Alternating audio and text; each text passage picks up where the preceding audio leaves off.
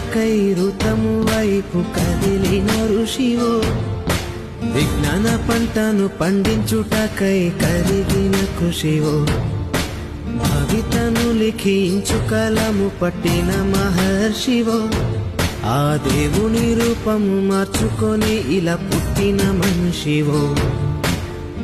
కన్ను తెగుముడికి రాత రాసినోడు బ్రహ్మైతే, బ్రతుకు రాత రాసిన నువ్వు మరో బ్రహ్మవో. గురు బ్రహ్మ గురు విష్ణు గురుదేవో మహేశ్వర, గురు సాక్షాత్ పరబ్రహ్మ తస్మై శ్రీ గురవే నమః.